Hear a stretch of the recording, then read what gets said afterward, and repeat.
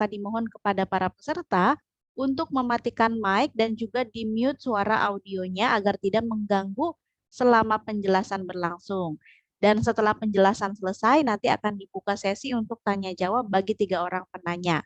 Kemudian nyalakan juga kamera depan di laptop ataupun di handphonenya. Kemudian silahkan untuk di screenshot ya. Nah, screenshot ini digunakan sebagai bukti bahwa rekan-rekan sudah mengikuti webinarnya kali ini. Kemudian untuk peserta yang salah kamar webinar, harap untuk segera meninggalkan Zoom Meeting ID ini dengan mengklik tombol N, kemudian klik Leave Meeting ya. Untuk webinar ini akan berlangsung selama 40 menit ke depan. Kemudian untuk satu sesinya maksimal 500 peserta ya. Untuk kolom webinar hanya akan terbuka di jam yang ada kegiatan webinarnya saja dalam aplikasi ya. Maka peserta diharapkan membuka aplikasi sekolahmu ataupun karirmu baik melalui web ataupun melalui aplikasi di handphone dan pastikan centang hijau selama webinarnya berlangsung ya. Baik, demikian untuk pengumumannya. Sebelumnya, perkenalkan terlebih dahulu, saya dengan Miss Suci, Senior Trainer dari RCK. Baik rekan-rekan, semoga dalam keadaan sehat semuanya ya. Sudah siap ya menerima materi kali ini. Saya tidak akan banyak membahas teori, karena saya yakin untuk teorinya sudah rekan-rekan pahami betul ya. Yang ada di aplikasi saya rasa sudah cukup jelas ya untuk teorinya. Nah, sekarang bagaimana nih praktiknya ya di lapangan, karena itu yang kita butuhkan, betul nggak? Kalau untuk teorinya kita udah paham, tapi kadang nih untuk praktik di lapangannya dalam kehidupan kita sehari-hari kadang kita masih bingung gimana caranya gitu ya. Nah, untuk menjadi seseorang yang kompeten terutama ya dalam penjualan barang ataupun jasa bagi tenaga penjual retail, biasanya tenaga penjual retail ini jumlahnya lebih banyak ya daripada tenaga penjual grosir. Kenapa? Karena modalnya juga biasanya nggak cukup besar ya gitu ya, dengan modal seadanya kita udah bisa jualan, bahkan sekarang tanpa modal pun udah bisa jualan gitu. Nah, seperti penjual-penjual retail yang kita sering jumpai di online shop ya, kemudian mungkin ada juga nih rekan-rekan kita di dalam biasanya satu kontak sama kita nih gitu ya di grup apa biasanya, nah itu juga suka ada tuh yang jualan ya tanpa ada modal, misalnya mereka menjual barang, mengambil produk dari yang lain kemudian dijual kembali. Nah, biasanya jadi reseller gitu ya. Itu kan lebih mudah tuh, nggak ada modal banget ya. Betul nggak? Kita cuma modal apa? Modal nekat ya. Modal nekat mau coba jualan gitu ya. Nah, artinya apa? Kalau rekan-rekan misalnya, apalagi posisinya gini, Mbak Meliani Naku nih, misalnya aktif di media sosial, tapi kok nggak menghasilkan ya? Cuman aktif aja, misalnya posting-posting aja, curhat aja, misalnya gitu ya. Terus misalnya kalau lagi jalan-jalan baru kita posting-posting gambar dan sebagainya. Nah, gimana kalau momen ini artinya kegiatan kita untuk membuat status mungkin gitu ya di media sosial kita, kita ganti nih menjadi sesuatu hal yang menghasilkan gitu ya. Karena untuk saat ini rekan-rekan pasti perhatikan ya, banyak banget yang berjualan online. Betul nggak? Lebih banyak untuk saat ini, apalagi saat ini memang sedang pandemi juga gitu ya, tidak disarankan untuk langsung berjualan di pasar misalnya gitu ya, karena banyak razia juga ya, banyak larangan juga gitu ya, karena itu tadi ya, khawatir gitu ya, khawatir mungkin tersebar virus dan lain sebagainya lah ya, banyak kekhawatiran gitu. Tapi kalau kita juga nggak mungkin gitu ya, cuma diem aja nunggu uang datang dari langit itu nggak. Kita juga harus tetap usaha ya, karena kebutuhan kan terus berjalan. Nggak mungkin kebutuhannya ada pandemi kebutuhannya selesai, enggak. Justru karena ada pandemi juga kebutuhannya semakin meningkat ya. Yang biasanya nggak pernah makan buah, wah sekarang harus makan buah demi imunnya misalnya kayak gitu ya. Nah, kebutuhan yang bertambah ini seiring dengan juga pendapatan kita yang semakin berkurang ya. Karena itu tadi lapangan pekerjaannya banyak yang ditutup, banyak yang bangkrut gitu ya. Akhirnya pekerjanya juga banyak yang di-cut gitu, yang dirumahkan, nggak bisa kembali lagi bekerja. Nah, kebanyakan kan seperti ini ya. Kita kan harus putar otak ya bagaimana caranya walaupun tetap di rumah, kita bisa menghasilkan gitu. Karena balik lagi tadi kebutuhan kita terus berjalan gitu ya, apalagi masalah fashion walaupun lagi pandemi selalu update ya fashion itu ya dan kita pun pasti tertarik betul nggak selalu tertarik. Nah, kalau untuk kita yang punya apa ya pemikiran untuk wah kayaknya fashion ini lagi berkembang nih, kayaknya cocok nih kalau saya jadikan usaha misalnya gitu ya. Nah itu kalau kita sudah bisa menangkap peluang itu, nah biasanya itu udah bisa menghasilkan tuh. Misalnya nih Mbak Asrianti ngelihat postingannya Mbak Meliani. ih Mbak Mela ini bagus-bagus nih postingan jilbabnya misalnya. Coba deh tanya harganya berapa ya. Nah, dari situ aja udah ada ketertarikan gitu ya dari si pelanggan, si calon pelanggan ini untuk membeli produk kita ya. Kenapa? Karena mungkin Mbak Meliani posting di media sosialnya gambarnya bagus-bagus gitu ya, real picture misalnya, kemudian juga konsisten. Itu yang paling penting ya. Kalau rekan-rekan mau berniat untuk berjualan online, baik itu produk ataupun jasa, konsistensi itu penting gitu ya. Jadi harus konsisten. Kalau misalnya kita biasa update statusnya pagi, siang, sore, ya udah. Besok juga harus pagi, siang, sore. Besoknya lagi sama pagi, siang, sore. Jadi jangan hari ini update, besok males ntar lagi deh, besoknya lagi. Terus update lagi 2 hari kemudian, nggak jadi deh. Terus kadang juga, aduh lupa ya nggak update, aduh males deh edit-editnya dan lain sebagainya gitu ya. Nah dengan seperti ini nanti orang lain tidak tahu ya, sebenarnya kita jualan nggak sih? Sebenarnya kamu tuh mau jualan nggak sih? Gitu ya. Jadi bikin orang bingung. Orang yang melihat status kita gitu ya, teman-teman mungkin follower kita ataupun yang sudah berteman dalam media sosial dengan kita itu pasti nanti bingung. Gitu ya, ini sebenarnya mau jualan nggak sih? Niat nggak sih jualannya? Hari ini posting, besok enggak. Tapi kalau kita sudah membangun dari awal, misalnya udah deh 1 kali dulu nih postingnya, setiap pagi jam 9 misalnya. Oke nih, terus kita posting setiap hari selama 1 minggu. Nah, secara tidak langsung kita sudah membentuk identitas diri kita. Oh, ternyata iya ya, Mbak Haryanti ini mungkin jualan online kayaknya. Soalnya posting terus nih setiap hari, misalnya gitu ya. Di minggu kedua ditambah nih jumlah postingannya. Misalnya biasanya pagi aja, sekarang pagi sama sore. Di jam yang orang-orang memang megang handphone ya, yang lagi santai gitu. Biasanya kan suka daripada stalking-stalking, biasanya kita lihat ke marketplace ya, atau lihat status teman kita, oh ya ini kayaknya Mbak Haryanti jualan deh. Soalnya udah aku lihat nih misalnya seminggu terakhir dia kayaknya update-update barang-barang atau produk-produk ini nih misalnya gitu ya. Nah, dengan seperti itu citra kita sudah terbentuk, identitas kita sudah ada gitu ya. Nah, dengan adanya identitas ini, orang lain juga sudah bisa menilai, oh ternyata Mbak Haryanti jualan produk ini nih. Gitu ya. Jadi suatu saat mungkin ada teman yang berteman di media sosial tersebut butuh sesuatu gitu ya dan itu ada di toko online-nya Mbak Haryanti ya mungkin mereka akan menghubungi Mbak Haryantinya langsung gitu ya. Jadi bentuk dulu identitas diri kita. Jadi jangan sampai misalnya hari ini posting besok enggak, itu membuat pelanggannya bingung gitu ya, membuat calon pelanggan kita bingung. Tapi kalau kita secara konsisten mempromosikan gitu ya. Kemudian kita juga kemudian apa namanya memperbaiki kualitas misalnya gambar yang akan kita jual gitu ya, foto-foto dari produk-produk yang akan kita jual kita perhatikan dengan baik gitu ya, lebih diperhatikan lagi misalnya dari perpaduan warnanya, kemudian di mana nih kalau misalnya baju kayak gimana ya supaya menarik, kalau mau jualan kerudung atau jilbab nih gimana ya supaya menarik misalnya kayak gitu ya, atau makanan nih gimana nih biar menggugah selera.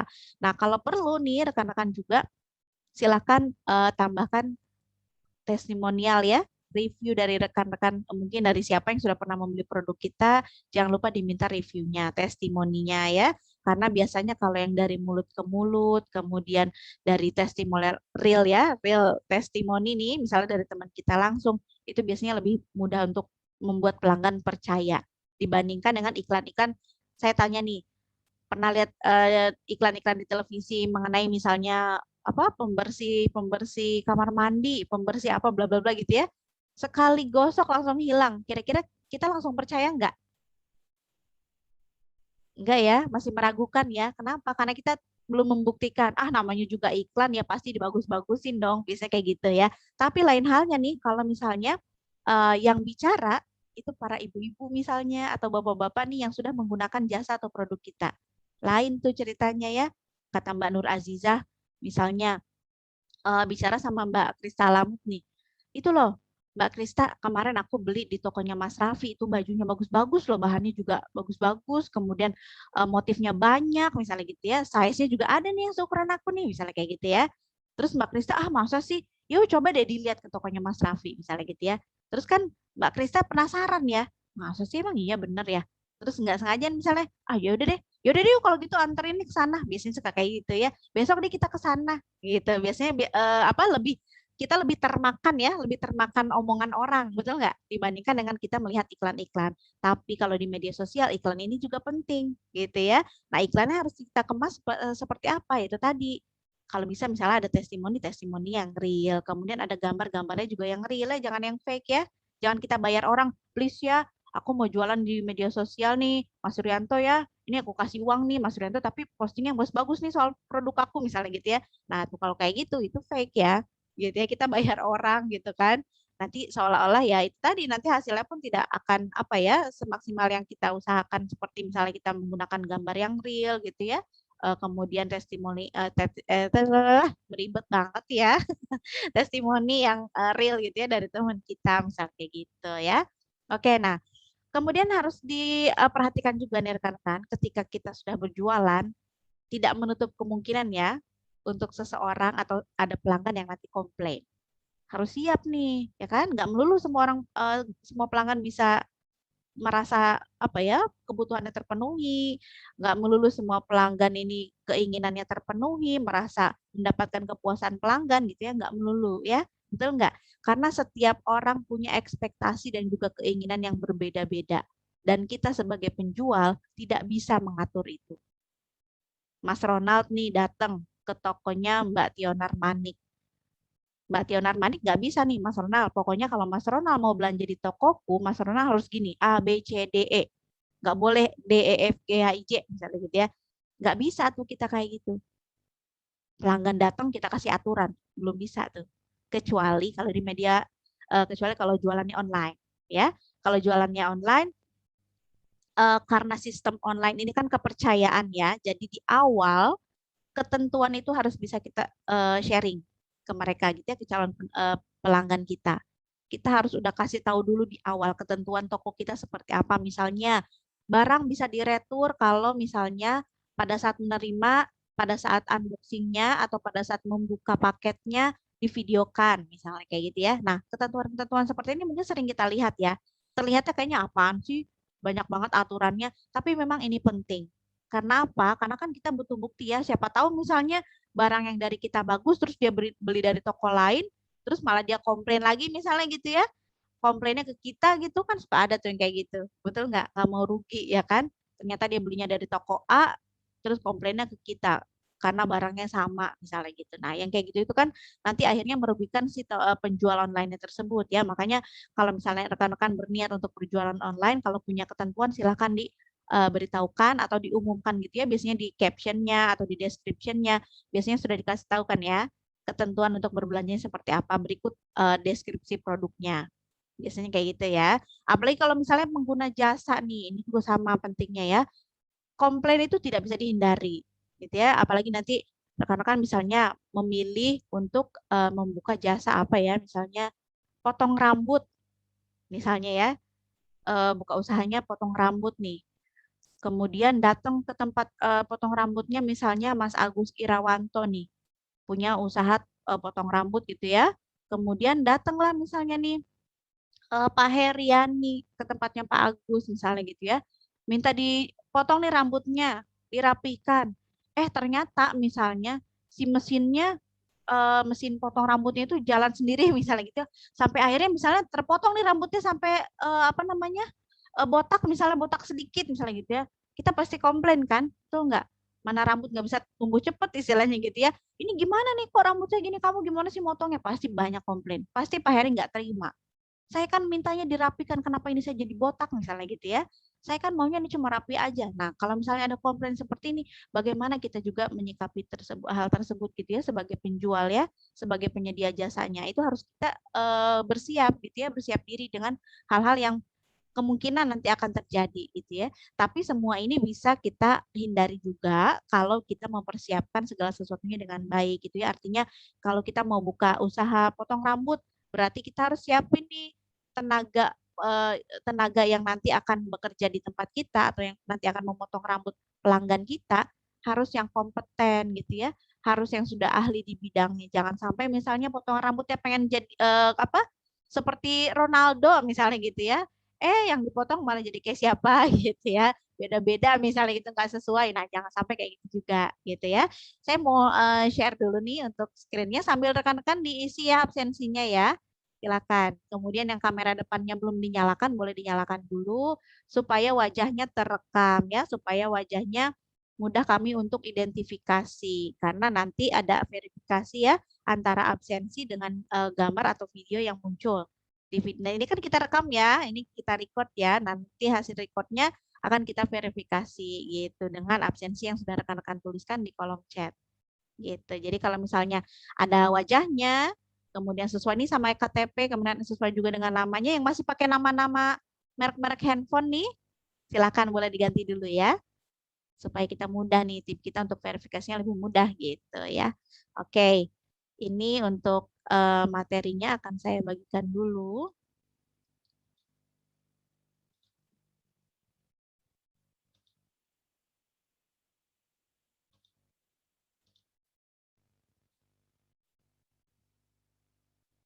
Oke, ada beberapa konsep ya untuk mengukur kepuasan pelanggan. Mungkin rekan-rekan juga sudah baca, sudah pahami gitu ya, sudah tahu mengenai kepuasan pelanggan ini ya. Artinya kalau misalnya pelanggan yang sudah merasa puas gitu ya, dia biasanya kan nanti mau datang lagi ya, betul nggak? Nggak akan mungkin belanjanya cuma satu kali, pasti berulang kali. Wah bagus nih misalnya saya udah pernah belanja nih di tempatnya siapa? Siapa ya? Ini namanya boleh diganti dulu ya, masih ada yang pakai nama-nama handphone nih. Sesuaikan sama nama yang kita daftarkan pada saat prakerja ya, gitu. Misalnya nih, Mbak Siti Aminah misalnya, beli ke tokonya Mbak Apriani. Mbak Apriani jualan kosmetik. Terus bagus-bagus, misalnya pilihan warnanya banyak, brandnya juga macam-macam. Kita puas banget deh belanja di tokonya Mbak Apriani, misalnya gitu ya. Nah, kemudian dengan seperti ini, kemudian Mbak Apriani juga misalnya menyediakan pelayanannya, memberikan pelayanannya juga baik, misalnya gitu ya, dilayani betul nih Mbak Siti Aminah nih, betul-betul sampai merasa puas gitu ya, berbelanja di tempatnya Mbak Apriani. Nah, dengan apa namanya pelayanan yang sudah prima ini, yang sudah excellent gitu ya, yang sudah sangat baik yang diterima sama Mbak Siti Aminah ini, akan membuat Mbak Siti Aminah pulang berbelanja itu dengan perasaan gembira ya. Betul nggak? Seneng ya kan? Iya nih tadi, ya nih tadi belanjanya di toko itu tuh Mbak Apriani itu loh, tahu kan? Yang di sana tuh yang di pasar misalnya gitu. Dia bagus loh, banyak loh pilihan warnanya.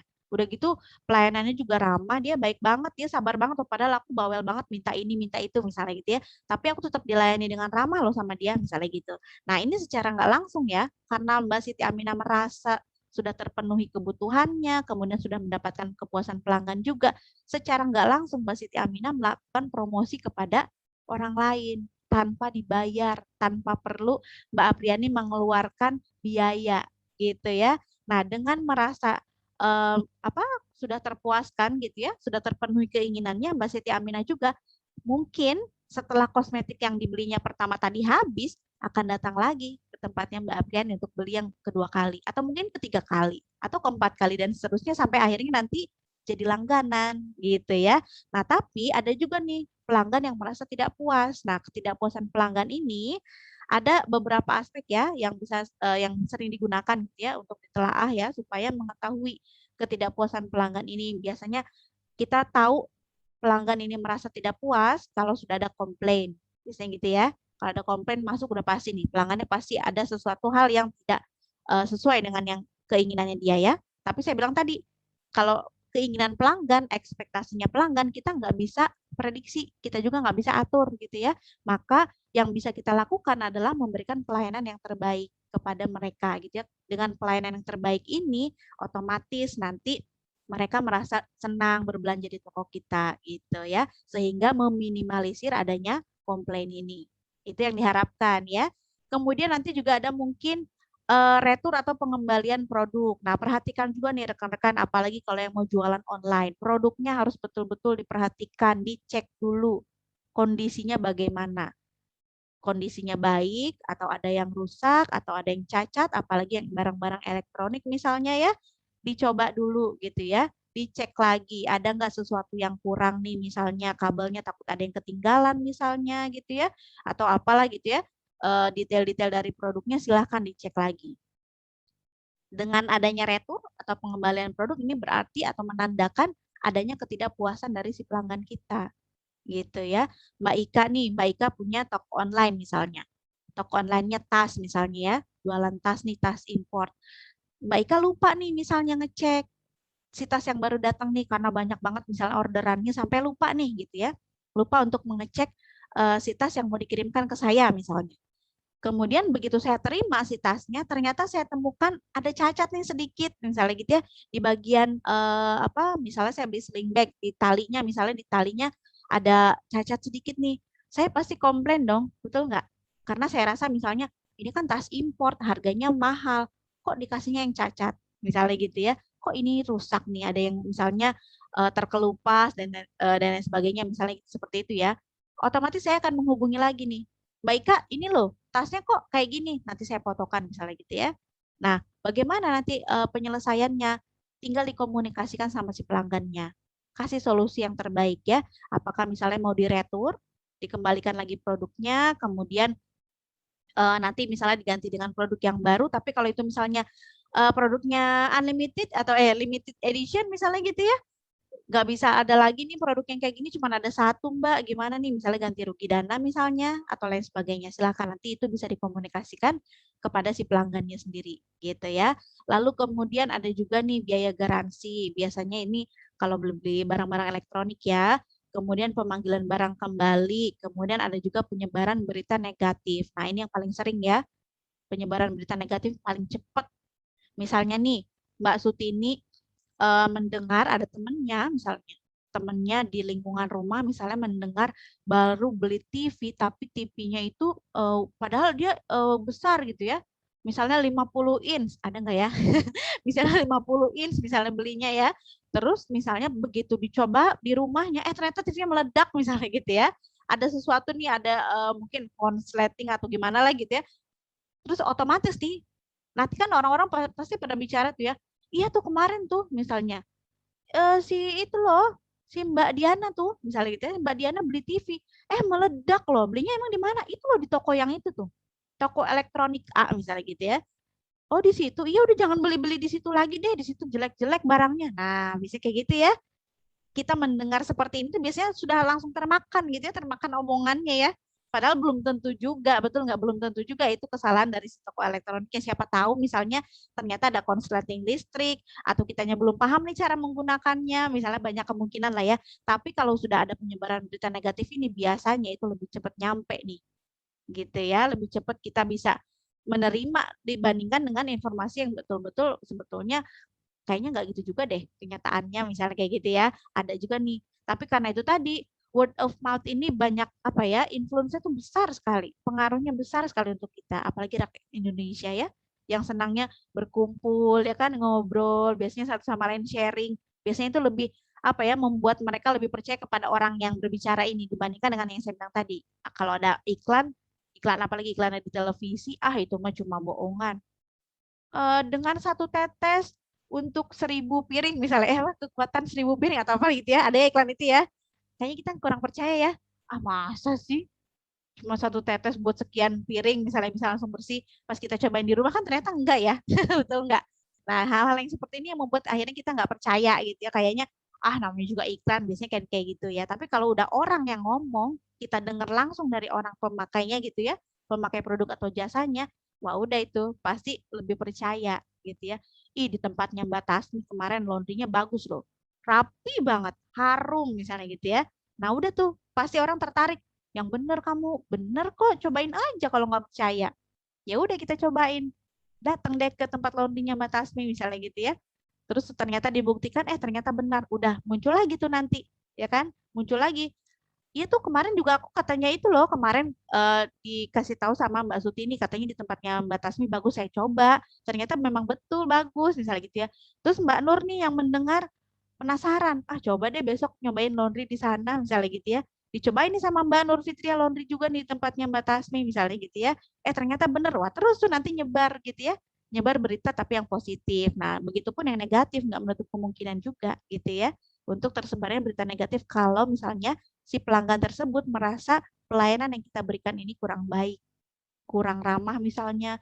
Misalnya kita melayani mereka dengan tanpa senyuman gitu ya, jutek misalnya. Nah, itu kayak gitu juga nanti akan menjadi sebuah apa ya?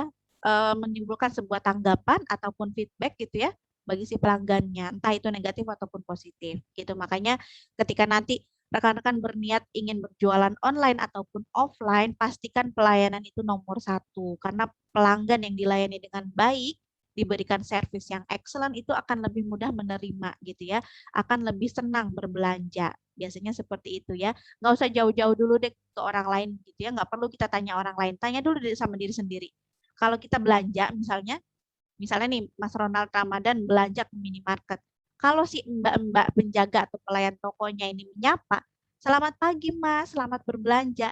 Kita happy nggak sih disambut kayak gitu? Gitu ya. Atau misalnya Mas Ronald nih mau main ke rumahnya Mas Rahmat misalnya. Begitu ketuk-ketuk pintu, permisi, permisi, misalnya gitu ya. Begitu dibukakan pintu, terus kita dicuekin, misalnya ditinggalin aja sama Mas Rahmatnya. Misalnya gimana tuh rasanya? Tapi beda halnya kalau misalnya begitu buka pintu, Mas Rahmatnya menyambut, Mas Ronald, gimana gimana, ayo masuk masuk masuk. Nah itu kan biasanya kita lebih seneng ya, karena apa? Kita merasa lebih dihargai, merasa lebih diterima gitu ya, oleh si yang punya rumah misalnya, atau oleh si yang penjaga tokonya gitu ya, kita merasa dihargai gitu. Nah kalau dengan kita sudah merasa dihargai seperti ini, ya biasanya nanti berbelanjanya tadinya mau beli satu, nggak jadi deh, malah jadinya beli dua atau tiga atau bahkan lebih gitu ya. Jadi membuat karena kita senang, akhirnya lupa gitu ya. Biasanya kayak gitu ya. Kalau udah happy belanja nih, wah yang mau dibeli apa gitu ya, yang dibelinya apa. Pas sudah sampai rumah baru inget, loh kok aku malah belinya yang ini ya, yang dibutuhkan malah nggak kebeli. Nah biasanya kayak gitu. Ini biasanya ibu-ibu ya, udah inget-inget nih di rumah nih, jalan kesandung, lupa mau beli apa, gitu biasanya ya. Jangan ya, kalau misalnya kita tipikal pelanggan yang pelupa, dicatat ya, dicatat di handphone atau di kertas juga boleh gitu ya. Intinya ya rekan-rekan ya, jadi usahakan pelayanan yang terbaik yang kita berikan kepada pelanggan ini nanti akan bisa meminimalkan resiko pelanggan melakukan komplain atau nanti meminimalkan resiko ketidakpuasan pelanggan gitu ya. Jadi silakan yang mau coba berjualan, yang mau coba berdagang, perhatikan pelayanannya, produknya gitu ya, materi promosinya, kemudian perhatikan juga kapan kita apa ya, maksudnya konsistensi kita sebagai pedagang atau penjual. Jangan hari ini mau dagang, besok enggak. Hari ini jualan cilok, besok ganti jualan baju. Bingung nanti pelanggannya, gitu ya. Jadi silahkan perhatikan lagi produknya, kemudian jasa pelayanannya, itu juga menjadi hal yang penting buat si pelanggan gitu ya. Karena pelanggan kan intinya nggak mau dikecewakan. Mereka tuh maunya mereka merasa puas gitu ya. Karena dengan mereka puas, otomatis nanti mau belanja lagi di tempat kita. Oke, kurang lebih seperti itu ya. Silakan yang mau bertanya nih sebelum waktunya berakhir.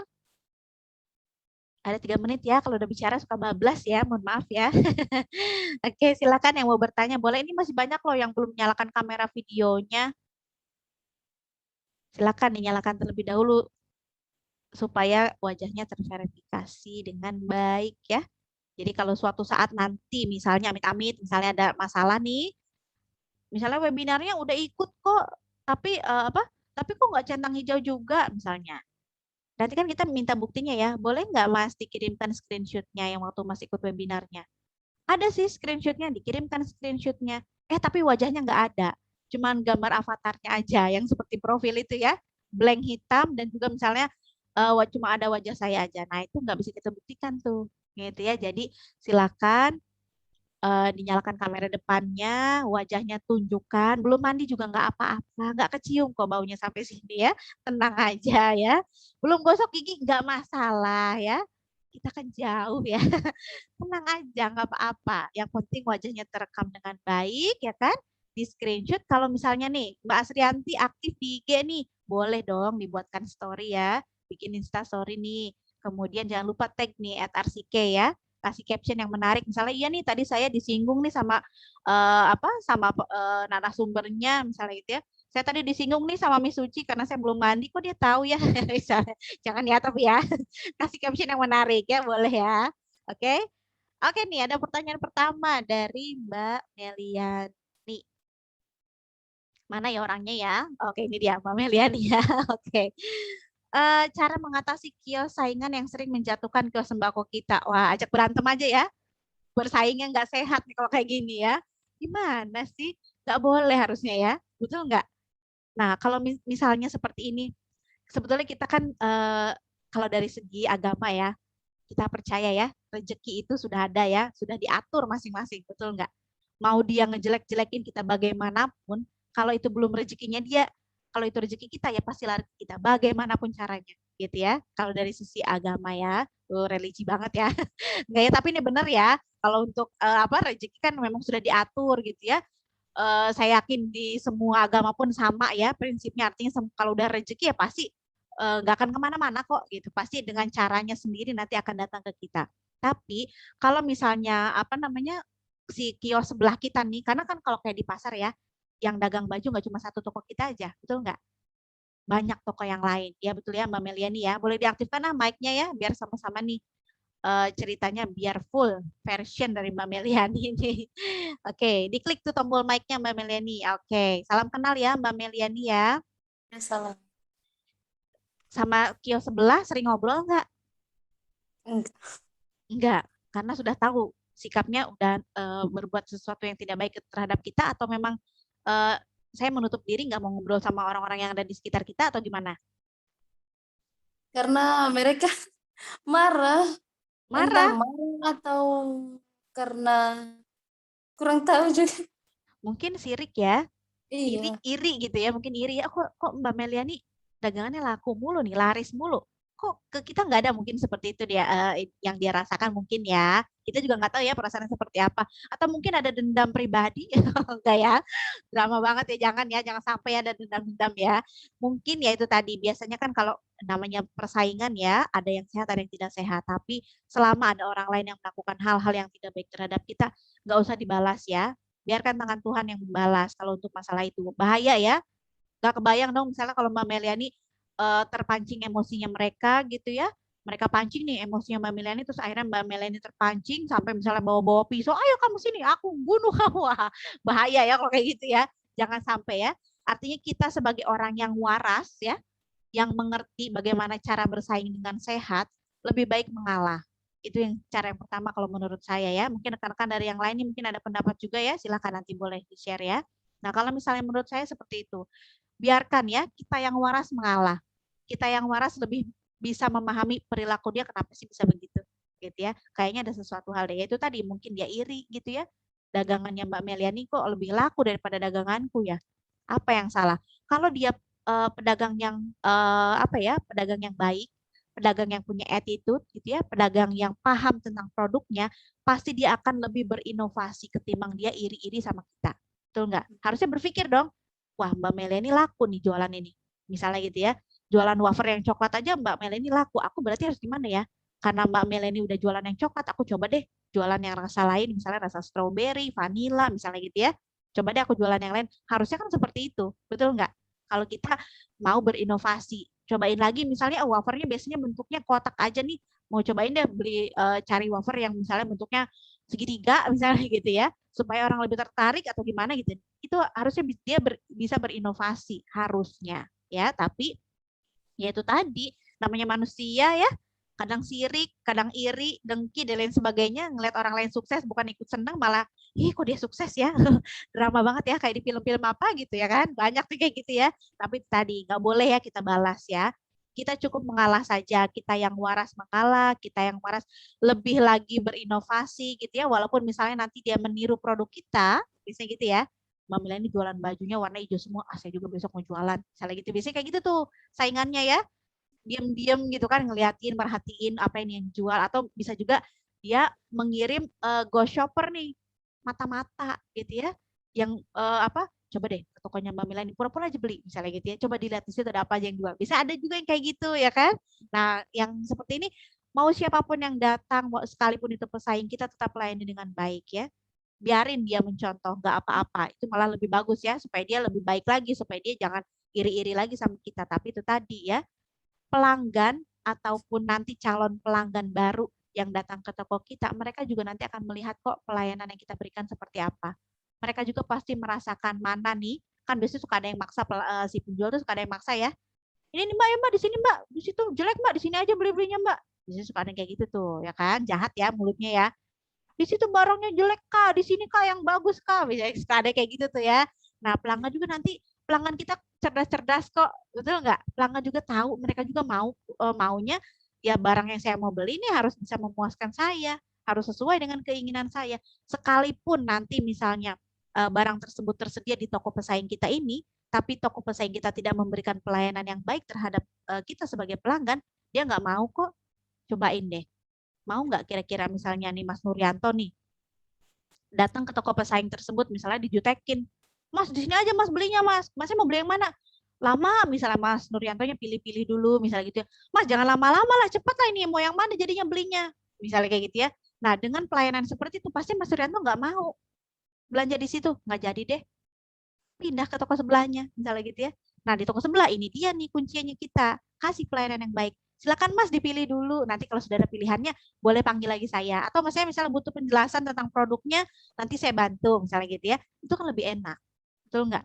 Dan pasti nanti Mas Suryato lebih memilih toko kita dibandingkan toko pesaing tadi. Karena itu tadi pelayanan. Jadi Mbak Melia nih nggak usah pusing-pusing mikirin dia nanti, wah jangan-jangan besok aku dijahatin apa lagi ya misalnya gitu ya. Nggak usah mikirin itu ya. Jadi udah fokus aja sama produk yang dijualnya, sama barang-barang yang ada di kios atau di tokonya. Perhatikan lagi kualitasnya, jangan lupa pelayanan ditingkatkan. Karena dengan pelayanan yang baik, kualitas produk yang baik, pelanggan itu nggak akan kemana-mana, pasti nyari kita. Gitu ya. Semangat terus jualannya ya. Biarin orang mau ngomong apa, biarin dia mau kayak gimana, biarin ditonton aja ya. Diliatin aja nggak apa-apa ya. Tapi jangan sampai kita terpancing emosi, jangan sampai terbawa atau termakan omongan orang-orang yang ada di sekeliling yang di sekeliling yang mendukung dia. Jangan ya. Pokoknya kalau misalnya ada omongan ini, ya udah deh biarin, udah tutup mata, tutup telinga, pura-pura aja nggak tahu gitu ya. Yang penting kita fokus ke jualan kita aja gitu ya. Oke, mudah-mudahan terjauh nih Mbak Meliani ya. Semangat terus ya, udah biarin aja ya. Iya. Orang kayak gitu ya. Yang penting kita fokus sama jualan kita kasih pelayanan yang terbaik. Udah itu aja ya, karena nanti rezeki mengikuti kita, pelanggan juga nanti akan mencari gitu ya. Pelanggan juga pinter kok sekarang, saya yakin banget ya. Oke, selanjutnya nih Mas Agus Irawanto, screenshotnya nanti dikirim kemana? Screenshotnya disimpan baik-baik. Kalau punya Instagram boleh di-share di Instastory-nya ya, supaya nanti prakerja mungkin, RCK, dan juga sekolahmu atau karirmu bisa melihat rekan-rekan sudah mengikuti webinarnya. Di tag ya, jangan lupa kasih caption yang menarik gitu ya. Kemudian Mbak Marlina, pelatihannya sudah selesai tapi status belum 100%. Apa karena saya salah masuk jadwal webinar? Enggak ya, Mbak Marlina. Jadi kalau untuk jadwal webinar ini kan kita siapkan dari Senin sampai Jumat ya, di jam 9 untuk webinar. Nah, yang penting pastikan dulu yang ada di aplikasi sudah centang hijau. Jadi kita buka dulu nih aplikasinya ya, baik di karirmu ataupun melalui sekolahmu, dibuka dulu aplikasinya, dilihat nih sudah centang hijau belum. Biasanya kan kalau kita klik, kemudian kita klik lagi kembali, biasanya muncul ya centang hijaunya. Nah, itu pastikan sudah muncul. Nanti kalau sudah muncul, kita bisa baca tuh isinya ya. Misalnya kita dijadwalkannya di hari Senin kemarin misalnya. Di hari Senin kemarin, tapi ternyata saya nggak bisa nih ikut webinar di hari Senin. Saya baru bisanya ikut webinar di hari ini, nggak apa-apa. Nggak masalah, yang penting ikut webinar satu kali untuk satu program yang diambil. Gitu ya, itu yang penting ya. Jadi kalau misalnya nggak sesuai dengan jadwal itu nggak jadi masalah sebetulnya. Yang penting sudah muncul centang hijaunya. Gitu ya. Yang penting ikut webinarnya, yang penting centang hijaunya juga sudah muncul. Gitu. Karena kalau misalnya si webinar itu tidak dibuka pada saat itu ya, pada saat sesuai dengan waktu yang ditentukan tersebut, kalau di dalam aplikasinya tersebut tidak kita buka, biasanya nanti centang hijaunya suka agak lama keluarnya. Gitu ya. Jadi pastikan dulu si centang hijaunya muncul. Gitu ya, Mbak Marlina ya. Jadi nggak masalah kalau misalnya pelatihannya atau webinarnya mau diikuti setelah kita membuka aplikasinya, sudah centang hijau, kita nggak bisa ikut hari ini, bisanya besok misalnya boleh gitu ya. Nah, kemudian kalau belum selesai 100% berarti ada yang belum centang hijau. Atau bisa juga karena nilai di pretest, post-test, atau di kuisnya belum mencapai nilai minimum. Gitu. Misalnya minimumnya 80, kita cuma dapat 40 misalnya. Nah, itu bisa diulangi lagi ya, supaya dapat nilai minimum. Karena itu juga biasanya yang menyebabkan tidak mencapai 100%. Karena yang harus rekan-rekan tahu, nanti nilai-nilai kita yang setelah mengerjakan pretest, post-test, dan juga kuis, dan juga mengerjakan semua pelatihannya, nilainya gitu ya, akumulasi nih dari keseluruhan nilainya, nanti akan muncul di sertifikat. Gitu ya, makanya mengerjakan pelatihannya silahkan serius gitu ya, jawab betul-betul supaya nilainya dapatnya bagus, jadi nggak perlu ulangi lagi. Kemudian nanti yang muncul di sertifikat pun nilainya juga baik gitu ya. Karena kan pemerintah sudah menjanjikan ya, sertifikatnya nanti katanya mau bisa dipakai untuk melamar kerja, katanya begitu ya kan. Kalau nilainya bagus, berarti oh iya nih ternyata kita sebagai peserta sudah mengikuti pelatihannya dengan baik, kita sudah menguasai gitu ya materi yang diberikan, karena nilainya juga terbukti nih bagus, misalnya kayak gitu ya.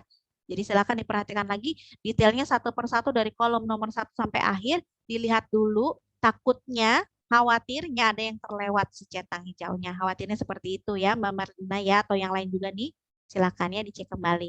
Oke? Baik rekan-rekan nih udah lebih 9 menit ya, mohon maaf ya saya ambil waktunya. Mudah-mudahan kita bisa ketemu lagi nih di lain kesempatan, jangan lupa ya. Dicoba diaplikasikan dalam kehidupan sehari-hari, apalagi rekan-rekan yang ingin berdagang atau berjualan, atau yang sudah mungkin yang sudah berjalan saat ini juga, tetap semangat ya. Jangan lupa untuk melakukan promosi dengan baik, kemudian konsisten dalam menjalankan bisnisnya ya. Kemudian cari identitas terlebih dahulu, jangan lupa ya supaya orang lain tahu bahwa kita ini, saya ini pedagang loh, saya pedagang baju loh, saya pedagang makanan loh, saya pedagang kue loh, gitu ya. Supaya orang lain tahu dulu identitas kita ini apa gitu ya, sebagai apa, pedagang apa. Supaya nanti ketika pelanggan membutuhkan produk atau jasa yang kita mau jual ini, mereka tahu harus menghubungi siapa gitu ya. Karena persaingan sampai saat ini kan semakin ketat ya kan. Semakin ketat, kita juga nggak bisa nih cuma diam diri aja, ya udah deh sedatangnya pelanggan aja, nah nggak bisa gitu ya. Jadi yang harus kita tingkatkan adalah pelayanannya. Jangan lupa ya, pelayanan itu penting. Perhatikan produknya juga, gitu ya. Dan juga ketersediaan produknya, jangan lupa ya, itu juga harus diperhatikan. Jangan sampai lagi banyak orderan, mohon maaf Kak, kosong, mohon maaf Kak, ini nantinya jadi PO. Wah, biasanya pelanggan nggak mau tuh, apalagi misalnya mereka butuh barangnya cepet. Nah, itu nanti pelanggannya kabur ya kan. Gitu. Jadi perhatikan juga stoknya ya. Gitu. Oke, terima kasih banyak nih rekan-rekan. Jangan lupa jaga kesehatan ya. Pandeminya belum usai. Masih ada ya. Jadi keluar rumah harus masih pakai masker nih ya kan. Masih ada juga PPKM-nya diperpanjang lagi ya, entah sampai kapan. Mudah-mudahan cepat selesai ya. Silakan yang belum di screenshot, saya beri waktu lagi nih 1 menit. Yang belum di screenshot, nyalakan kameranya. Silakan di screenshot, jangan lupa senyum ya. Oke, tetap semangat ya rekan-rekan ya. Mudah-mudahan ilmunya bermanfaat dan harapan saya bisa diaplikasikan. Jangan lupa untuk latihan berbicara atau latihan berkomunikasi dengan baik. Karena bagaimanapun nanti sama pelanggan kita nggak cuma tunjuk-tunjukkan aja ya. Kita melakukan komunikasi gitu ya. Oke, terima kasih banyak atas waktunya. Sampai jumpa dalam kesempatan. Salam progres.